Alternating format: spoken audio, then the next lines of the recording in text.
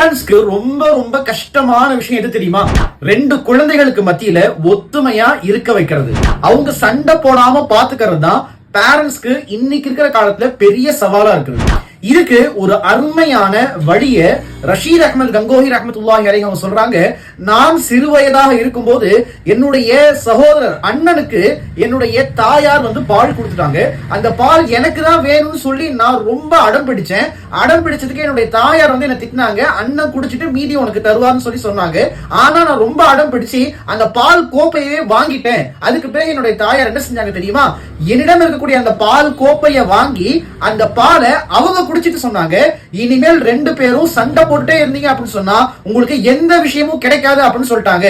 அதுக்கு பிறகு என்னுடைய வாழ்க்கையில எப்பவுமே நான் என்னுடைய சகோதரரோடு சண்டை போட்டதே கிடையாது. எதுவா இருந்தாலும் முதல்ல என்னுடைய சகோதரருக்கு கிடைச்ச பிறகுதான் பிறகு எனக்கு கிடைக்கணும்ன்ற ஒரு எண்ணத்துக்கு நான் வந்துட்டேன். இது மூலமாக நாம தெரிய வேண்டிய மிக முக்கியமான ஒரு விஷயம் என்னன்னு சொன்னா, குழந்தைகளை அணுகக்கூடிய பயிற்சியே இல்லாம தான் நாம தான் இன்னைக்கு பெற்றோர்களாக இருந்து கொண்டிருக்கிறோம். அதனால குழந்தைகளை எப்படி அணுக வேண்டும், குழந்தைகளுடைய உலகமே அது வேறையா இருக்கும். மேக்சிமமா ஒரு குழந்தையுடைய ஒரு நாளுடைய லட்சியமே என்ன தெரியுமா இருக்கும்? சாக்லேட் சாப்பிட்றதா ஒரு நாளுடைய லட்சியமாவே இருக்கும். சோ அவங்க உலகத்துக்குள்ள போய் அவங்க சிந்தனைகளோடு இரண்டரை நாம கலந்தால் மட்டும்தான் அவர்களுடைய பிரச்சனைகளுக்கு நாம தீர்வு சொல்ல முடியுன்றதை கண்டிப்பாக ஞாபகத்துல வச்சுக்கோங்க.